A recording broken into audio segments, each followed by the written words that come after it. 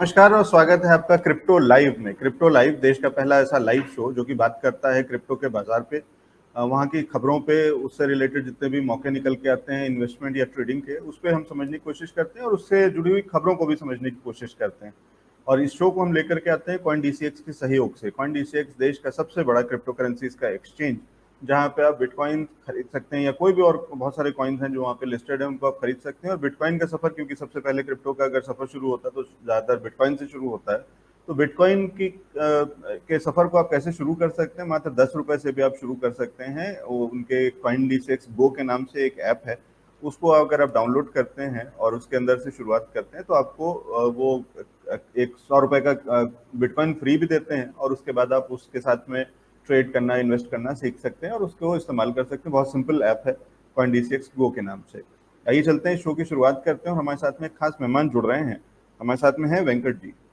वेंकट जी के पास चलते हैं और उनसे समझने की कोशिश करते हैं कि किस तरीके से क्रिप्टो के बाजार को देख रहे हैं। शशांक वेंकट हमारे साथ में जुड़ गए हैं। शशांक सर, बहुत स्वागत है आपका हमारे शो पर।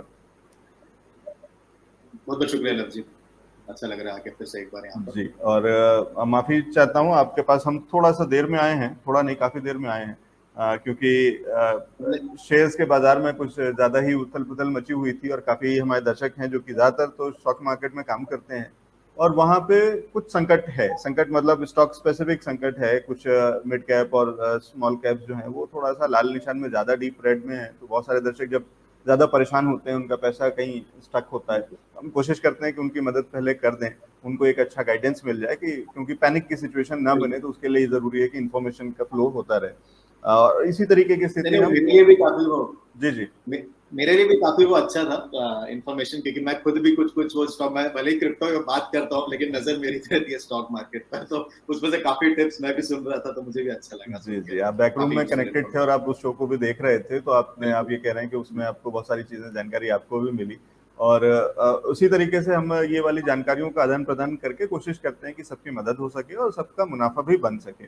और क्रिप्टो के अंदर में सर एक बड़ी खबर जो अभी हाल में हमने देखी है, और उस पे हम आपसे चर्चा करना चाहते थे, समझना चाहते थे कि ये है क्या। हमने सुना है कि इथेरियम लंदन हार्ड फोक जैसी कोई चीज़ हुई है। ये क्या है? क्योंकि जी। हमारे पास जो, जैसे मैं CoinDCX के जिसके साथ में ये शो करते हैं, और CoinDCX का एक नोटिफिकेशन आ गया कि अभी वो इसमें काम नहीं होगा, रुका रहेगा। इसके अंदर में कुछ भी नई जी। बाइंग या कुछ ऐसी चीजें वो अभी रुकी रहेंगी। ये क्या है पूरा हाँ, मामला क्या है और इसका क्या असर होगा क्रिप्टो के बाजार पे? बिल्कुल। तो इथीरियम का जो लंदन हार्ड फोर्क है, इथीरियम का जो, अब इथीरियम जो है, मैंने आपको बताया था कि जो हमारे क्रिप्टो करेंसी की हम बात करें तो हम तो एसेट को ट्रेड करते हैं, लेकिन उसके नीचे जो है एक ब्लॉकचेन है जो काम करती है। हार्ड फोर्क को अगर सिंपल सरल भाषा में देखा जाए तो किसी भी नेटवर्क का अपग्रेड, जैसे आपके मोबाइल पर आपको अपग्रेड्स आते रहते हैं, आप जो मोबाइल को अपडेट करते रहते हैं, लैपटॉप्स को अपडेट करते रहते हैं, तो ब्लॉकचेन नेटवर्क के किसी बड़े अपग्रेड को, तो एक होता है सॉफ्ट फोर्क जो एक छोटा सा कोई अपडेट आ जाता है, और एक होता है हार्ड फोर्क। तो ये लंदन हार्ड फोर्क जो है एक बहुत बड़ा अपग्रेड है। अब इसमें जो है 4 या 5 इंप्रूवमेंट प्रपोजल्स हैं, जो उसको टेक्निकल भाषा में इथेरियम इंप्रूवमेंट प्रपोजल्स कहा जाता है, ईआईपी कहा जाता है। उसमें सबसे इंटरेस्टिंग है ईआईपी 1559। अब ईआईपी 1559 में दो बड़ी चीजें हो रही है। सबसे पहला ये है कि पहले, अब एक बात आपको समझना होगा लवजीत जी, कि ये जो चीजें हैं, जब आप एवरेज अगर रिटेल इन्वेस्टर हैं जो एक्सचेंज के साथ, अगर आप जैसे CoinDCX एक्सचेंज पर आप ये कर रहे हैं ट्रेडिंग वगैरह, तो आपको शायद इससे ज्यादा जो है आप इंटरेक्ट नहीं करते इन चीजों से, क्योंकि एक्सचेंज आपके लिए ऑटोमेटिकली कैलकुलेट कर देता है। तो CoinDCX आपके लिए बहुत आसान कर देता है, क्योंकि वो ऑटोमेटिकली आपको ट्रांजैक्शन फी वगैरह कैलकुलेट करके देता रहता है। लेकिन बैकएंड में क्या हो रहा था पहले, कि जो ट्रांजैक्शन फी थी, जब आप कभी, अगर आपने किसी अगर आप बैकएंड यूजर हैं, थोड़ा सा एक्टिवली अगर आप किसी ब्लॉकचेन पर डायरेक्टली ट्रेड कर रहे हैं, मेटामास्क वॉलेट या कुछ ऐसा अगर आप यूज करते हैं, तो आपने देखा होगा कि इथेरियम के जो ट्रांजैक्शन फी थी वो काफी वेरिएबल थी। आपको बहुत ज्यादा जो है बिडिंग करनी पड़ती थी, बहुत ज्यादा जो है आपको कोड करना पड़ता था। तो अगर अगर आपको जल्दी से जल्दी ट्रांसफर करना है, तो कई सारे सिनेरियोज होते हैं जहां पर आपको जल्दी ट्रांसफर करना होता है इथेरियम, जैसे आपको कोई ट्रेड करना है, या आप अगर डीफाई प्रोटोकॉल के साथ अगर आप खेल रहे हैं, कुछ अगर आपको जल्दी कुछ कहीं पे क्लेम करना है, सैलरी ट्रांसफर करना है, बहुत सारे यूज केसेस हो सकते हैं। तो उस सिनेरियो में जो है आपको जल्दी प्रायोरिटाइज करना होता था अपने ट्रांजैक्शन को। तो पहले ही होता था कि आपको जो है एक बिडिंग करनी होती थी, तो आप जो एक ब्लाइंड बिडिंग करते थे, आपको पता नहीं है कि कितना जो है एवरेज जा रहा है, तो अगर ट्रांजैक्शन फी एक एक्स अमाउंट है, तो आपको जो आप थोड़ा ज्यादा बिड करते थे, और वो जो आप थोड़ा सा आप जो है अंधेरे में तीर चलाते थे उसमें। अब क्या हो रहा है इस इथेरियम EIP 1559 की वजह से जो लंदन हार्ड फोर्क का हिस्सा है उसमें जो है जो ये जो ट्रांजैक्शन फी ऑटोमेटिकली जो है आपको कैलकुलेट करके नेटवर्क दे देगा। अगेन अगर आप रिटेल इन्वेस्टर है तो ये आपके लिए कॉइनबेस ही करेगा, आपकी यूजर एक्सपीरियंस में कोई बदलाव आएगा नहीं, लेकिन आप देखेंगे ये जो ट्रांजैक्शन फी की जो वॉलेटिलिटी है वो बहुत कम हो जाएगी। मैं ये नहीं बोल रहा हूँ कि बहुत सारे लोग ये थोड़ा कंफ्यूज हो रहे हैं कि इससे शायद ट्रांजैक्शन फी कम हो जाएगा, कम अभी नहीं होगा, लेकिन वॉलेटिलिटी कभी ज्यादा हो जाता था कभी कम हो जाता था, तो वो जो वॉलेटिलिटी का जो लेवल है वो कम हो जाएगा।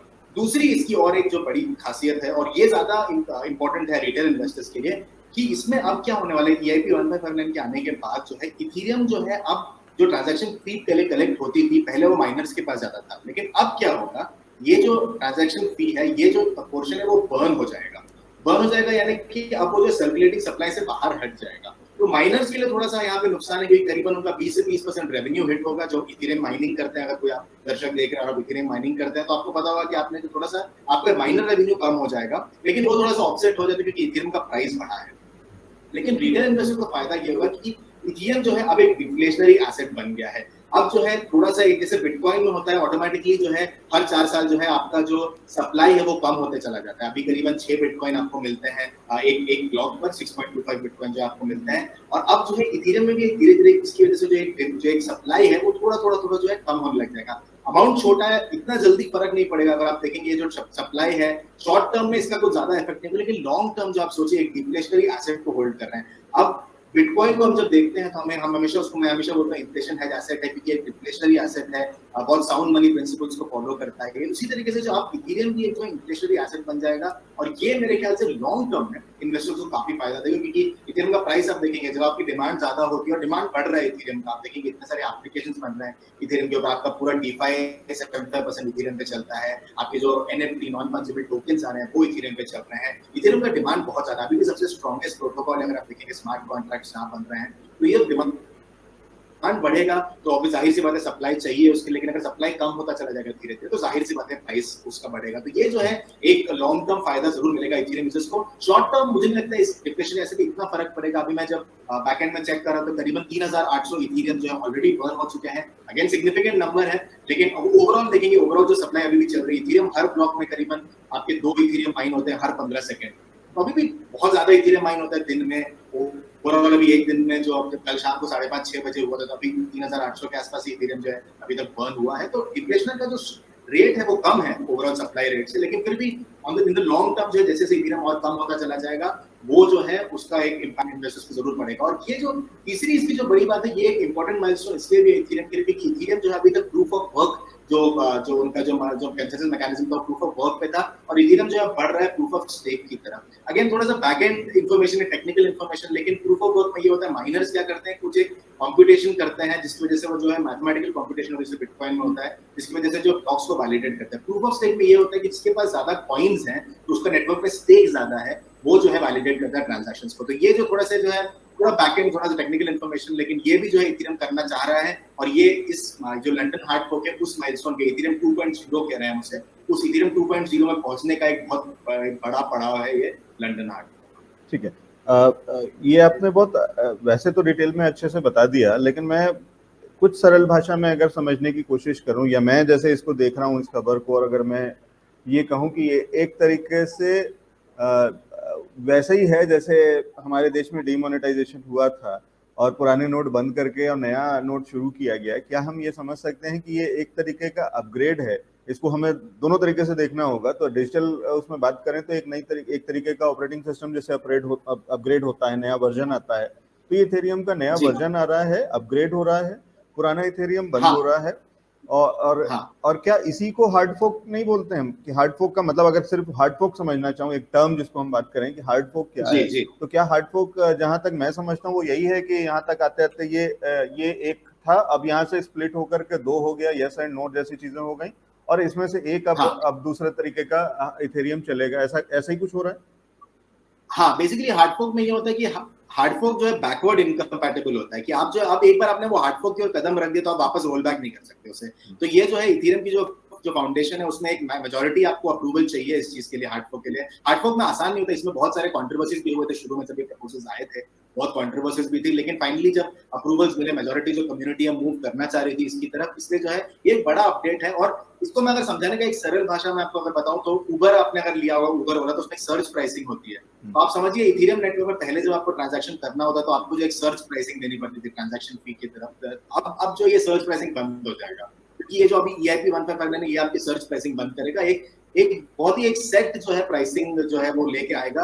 मैं ये नहीं कह रहा हूँ कि ट्रांजैक्शन फी बढ़ेगी नहीं इसकी वजह से, क्योंकि अब देखिए आप नेटवर्क में अगर कंजेशन ज्यादा है तो अभी भी नेटवर्क फीस थोड़ा हाई रहेगा, जितना आप बूस्ट करना चाहिए नेटवर्क को थोड़ा ज्यादा रहेगा, लेकिन थोड़ा प्रेडिक्टेबल हो जाएगा। ये ऐसा नहीं कि कभी बहुत ज्यादा हो रहा है कभी एकदम कम हो गया, इतना नहीं होगा, थोड़ा बहुत आगे पीछे चलता रहेगा, लेकिन थोड़ा प्रेडिक्टेबल हो जाएगा। ठीक है, तो इसमें आप ये कह रहे हैं कि दो तीन फायदे ये वाले होंगे कि एक तो बहुत वोलेटाइल जो होता था ये कि कभी बहुत ज्यादा और कभी बहुत कम, तो वो नहीं होगा, काइंड ऑफ स्टैंडर्डाइज हो जाएगा, तो वो एक चीज है। और दूसरी चीज उसी के अंदर में वो इजीली कैलकुलेट हो जाएगा, पहले से प्री कैलकुलेटेड जैसा हो जाएगा, तो उसको अलग से भी कैलकुलेट करने की जरूरत नहीं पड़ेगी, तो मुझे जोड़ना नहीं पड़ेगा कि ट्रांजैक्शन फी कितना होने वाला है।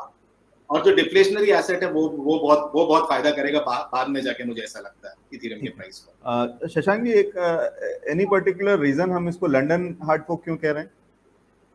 नहीं, वो उनका नेमिंग कन्वेंशन है। तो इसके पहले जो हार्ड फोक था तो कई लोग कंफ्यूज थे कि क्यों कह रहे हैं इसका, एक सिर्फ नेमिंग कन्वेंशन से। पिछला जो उनका हार्ड फोक नहीं था, वो शॉर्ट फोक था। बर्लिन एक अपग्रेड आया था उनका, तो उसका नाम बर्लिन रखा था। ये इथेरियम कम्युनिटी डिसाइड करती है, इसका कोई लॉजिक नहीं। अच्छा, ठीक है, तो मतलब एक उन्होंने एक तरीके का एक नाम बना रखा है, क्योंकि किसी न किसी बड़े शहर के नाम पे वो उसको रखते हैं, और वो पिछला बर्लिन था और इस बार लंदन है। तो इस तरीके से उम्मीद करते हैं किसी दिन न्यू दिल्ली भी हो और उसके अंदर में, और हमें कभी न्यू दिल्ली हार्ड फोक देखने को मिले इथेरियम का। इसका आम ट्रेडर्स पे कोई फर्क पड़ने वाला है? जितना आप जो कह रहे थे वो मेरे पास एक्सचेंज से एक नोटिफिकेशन, एक मेल आ गया है, अगर मैं CoinDCX का यूजर हूं तो मेरे पास मेरे एक्सचेंज CoinDCX से एक मेल आ गया जिसमें उन्होंने एक टाइम बता दिया, इस समय इस तारीख को इतने बजे से लेकर के इस तारीख को इतने बजे तक इथेरियम के अंदर में आप नई बाइंग शायद नहीं कर सकते हैं या नई सेलिंग भी नहीं कर सकते हैं। इस तरीके का कुछ एक उन्होंने मोटेरियम टाइप का एक वो लगा दिया, क्योंकि इस बीच में वो शायद वो कैलकुलेशंस को और वो सारी चीजों को सिस्टम को अपग्रेड करेंगे इथेरियम को लेकर के। बाकी सारी चीजें आप कर सकते हैं, इथेरियम में नहीं। जी, एज अ यूजर मेरे लिए कुछ फर्क पड़ने वाला है? देखिए, वो एक्सचेंज इसलिए करता है थोड़ा बहुत, जो आपको वो डिपॉजिट्स या ये जो आपको जो इधर से एक वॉलेट से दूसरे वॉलेट पर करने से रोकते हैं, उसका रीजन ये है कि वो जो है अपने बैकएंड जो इंफ्रास्ट्रक्चर को, अभी ये क्या है, जो हार्ड फोक होता है वो कभी कभी जो है किसी प्रोटोकॉल में हमने ये देखा है कि कभी कभी जो हार्ड फोक होता है थोड़ा सा अनस्टेबल हो सकता है नेटवर्क के लिए। अगर बहुत सारे लोग नहीं एक्सेप्ट कर रहे हैं अगर तो उसको जो है अडॉप्ट करने के लिए जो है, अगर हार्ड फोक को थोड़ा सा टेक्निकल जो अपग्रेड करना पड़ता है उनको भी अपना इंफ्रास्ट्रक्चर, क्योंकि आपको जो अगर आप अब एक्सचेंज आपके लिए बहुत सारा काम कर देता है। अगर आप जो है एक नोड चला रहे हैं तो एक्सचेंज आपके लिए बहुत सारा काम कर देता है, तो उनको जो है वो लंदन हार्ड फोक का जो पूरा सॉफ्टवेयर है उसको डाउनलोड करने से, सरल भाषा में उसका सॉफ्टवेयर है उसको डाउनलोड करके जो इंप्लीमेंट करना पड़ता है बैकएंड में अपने यूजर्स के लिए, तो वो सब चीजें करने के लिए जो है उसके बीच में वो कोई कॉम्प्लिकेशन नहीं चाहते, क्योंकि पुराना जो इथेरियम है, जो पुराने जो जब तक ये अपग्रेड आए नहीं तो उसके पहले के अगर इथेरियम को आप मूव कर रहे हैं तो उसमें हो सकता है कुछ टेक्निकल चैलेंजेस है, तो उसको रोकने के लिए जो है वो यूजर्स को कहते हैं। लेकिन इससे आम यूजर पे कोई फर्क नहीं आएगा, वो थोड़े देर का ही होता है वो पीरियड, उसके बाद जो एक्सचेंज आपको फैसिलिटेट करने लग जाता है। लेकिन अगर ट्रेडिंग पॉइंट ऑफ व्यू से कहें तो कोई भी अगर ऐसा बड़ा इवेंट आता है, और इसमें एक खास बात है कि जो अभी आप देखेंगे पिछले 24 घंटे में मैं देख रहा हूँ करीबन 3-4% ऊपर है इथेरियम। तो अब ये जो न्यूज आई कि अभी जो डिफ्लेशनरी एसेट है इसको बहुत सारे लोगों ने एक पॉजिटिव ट्रिगर देखा इथेरियम के प्राइस के लिए, तो इथेरियम जो है पिछले कई जो 7 दिनों से करीबन 15 से 20% मूव हुआ है। इथेरियम का जो प्राइस है अभी 2700 के आसपास चल रहा है उसका प्राइस। और मैंने ट्रेडिशनली ये देखा था और मुझे ऐसा लगा था कि जैसे बिटकॉइन में अगर आप देखें, जब बिटकॉइन का हार्विंग इवेंट हुआ था, हार्विंग के पहले जो है बहुत जो है मूवमेंट आया था, लोगों को लगा कि था कि ये प्राइस जो है बहुत ऊपर चला जाएगा, लेकिन हार्विंग के बाद जो है थोड़ा सा नीचे आ गया था प्राइस। लेकिन इस बार मैं ये देख रहा हूँ कि ये इवेंट के बाद भी, इतना बड़ा इवेंट होने के बाद भी जो प्राइस अभी ऊपर है, यानी कि लोग बुलिश हैं, ट्रेडर्स बुलिश है अभी भी, कि उनको लग रहा है कि और भी जो है इसमें अपर जो प्राइस है ऊपर जाने की गारंटी है, इसलिए जो है इथेरियम में लोग अभी भी इन्वेस्ट कर रहे हैं और ऊपर है इथेरियम पिछले 24। तो ये थोड़ा सा जो है अलग मैं देख रहा हूँ इस बार। नॉर्मली ऐसे सिनेरियोज में ये होता है, तो क्रिप्टो की भाषा में एक फ्रेज बोला जाता है हमेशा, by the rumour cell the news. तो जब कुछ इवेंट आता है तो हमेशा लोग जो खरीदते हैं, और जब एक्चुअल इवेंट हो जाता है तो लोग बेच देते हैं। कई बार मैंने देखा, मुझे लगा फिर यही होगा, लेकिन इस बार जो है कुछ अलग देख रहा हूँ, और यही क्रिप्टो की खासियत है कि जब आप जो एक्सपेक्ट करते हो वो होता नहीं है, तो यहाँ पर ये गौरतलब होगा।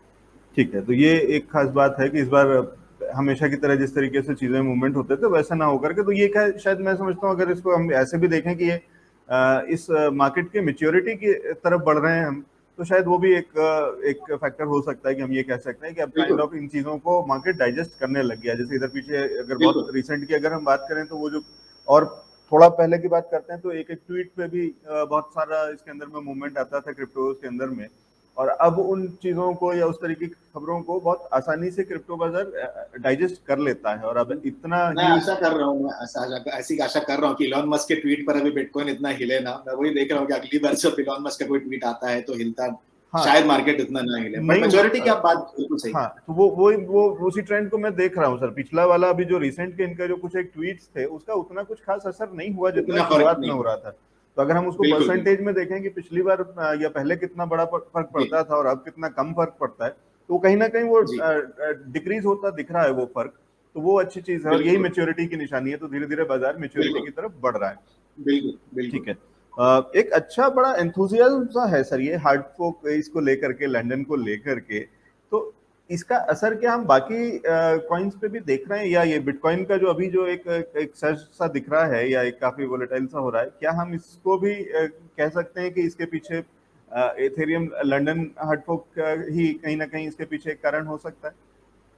नहीं, बिटकॉइन का जो सर्च अभी यूएस में बहुत सारे रेगुलेशंस जो चल रहे हैं, जो रेगुलेशंस के तौर पर बात हो रही है यूएस में, तो बिटकॉइन में जो ये जो चल रहा है ये मुझे लगता है कि उनसे ज्यादा रिलेटेड है। बिटकॉइन वैसे भी थोड़े दिनों से थोड़ा रेंज बाउंड ट्रेडिंग कर रहा है। तो अभी जब मैं टेक्निकल एनालिस्ट के रिपोर्ट भी देख रहा था तो करीबन $35,000-36,000 के आसपास रेजिस्टेंस बता रहे थे। और जनरली ऑगस्ट जो है, मैं आपके व्यूअर्स को बोलना चाहूंगा, ऑगस्ट टिपिकली पिछले 7-8 साल में ऑगस्ट जो थोड़ा सा एक जो पीक पीरियड रहा है। ये नहीं कह रहा हूँ कि इस साल वो बदल नहीं सकता, मैंने आपको बताया क्रिप्टो करेंसी की दुनिया कुछ भी हो सकता है, लेकिन टिपिकली जो है अगस्त एक वीक पीरियड होता है, अगस्त सितंबर, और अक्टूबर में बिटकॉइन फिर धड़ल्ले से उठता है। टिपिकली वो पैटर्न देखा गया पिछले 7-8 सालों में। तो बिटकॉइन एक अलग चाल चल रहा है, इथेरियम एक अलग चाल चल रहा है जी। इथेरियम पर जो कुछ प्रोटोकॉल्स बने हुए, हो सकता है इथेरियम हार्डफोर्क को उनको फायदा जरूर मिले, क्योंकि अगर आप ऐसे प्रोटोकॉल हैं जो इथेरियम के ट्रांजैक्शन, इथेरियम के ब्लॉकचेन पर आके ट्रेडिंग करते हैं या इथेरियम के ट्रांजैक्शन पर ब्लॉकचेन पर आके सेटल करते हैं अपने ट्रांजैक्शंस को, तो हो सकता है उसका आपको जरूर कुछ ना कुछ फायदा मिले, क्योंकि आपकी ट्रांजैक्शन फी जो है थोड़ी सी और प्रेडिक्टेबल हो जाती है, तो एफिशिएंट हो जाएगा ज्यादा डेफिनेटली। पर प्राइस पे मुझे नहीं लगता ज्यादा फर्क पड़ेगा दूसरे प्रोटोकॉल्स पर, बहुत ज्यादा नहीं पड़ेगा। ठीक है। तो उसका बहुत असर वैसे नहीं दिख रहा, लेकिन हाँ मैं वैसे ही समझ आता है कि कभी कभी इस तरीके की चीजों का सेंटिमेंटल एक वो होता है, सेंटिमेंटल वैल्यू आता एक है। रब ऑफ होता है। तो वो एक जगह कुछ हो रहा होता है तो उसके जगह उसके साथ साथ दूसरे भी चीजों में होता है, और जी वो हम इक्विटी में जब हम देखते हैं खासकर, तो वहां पे अक्सर ऐसी चीजें जी दिखती हैं कि अगर जी कोई जी किसी दिन कुमार मंगलम बिरला कह देते हैं कि वोडाफोन आइडिया सरकार से कहते हैं कि आप ले लो, हमसे नहीं चल रहा, अब ये बेहाल में है, इसके आगे हम नहीं चला पाएंगे और बहुत बड़ा जी नुकसान होने वाला या बंद होने वाला कंपनी, तो उसका असर कहीं जी बाजार पे भी दिखने लगता है। और उसके बाद हमने कहीं लाल हाँ निशान में आते हुए निफ्टी और बैंक निफ्टी और बाकी सारी चीजें देख रहे हैं। तो शायद मैं वैसे ही जी जस्ट एक ट्राइंग टू अंडरस्टैंड कि हो सकता है कि इस हाँ तरीके की चीजें, और ये भी मेच्योरिटी की ही निशानी होती है, क्योंकि फिर पूरा पूरा हाँ सेंटिमेंटल और पूरा बाजार को हम उसी तरीके से खबरों के चलते देखते हैं। ठीक है। जी जी। पर जो नॉर्मली होता है, ये जो हार्ड फोर्क्स है बहुत ही ब्लॉकचेन स्पेसिफिक होता है। अभी आपने जैसे बात की वो एक न्यूज है जो ओवरऑल मैक्रो सेंटिमेंट को अफेक्ट करता है, लेकिन ये जो है थोड़ा सा ज्यादा ब्लॉकचेन स्पेसिफिक होता है। हाँ, ठीक है। लेकिन कहीं ना कहीं उसकी रीच, जैसे अगर हम इस शो पे अगर हम उसको बात कर रहे हैं और जो लोग, बिल्कुल खबर खबर हाँ, तो अब बिल्कुल हम बात कर रहे हैं और इसके नोटिफिकेशन। चलते क्रिप्टो पूरा पूरा सारा क्रिप्टो चर्चा में आ जाता है।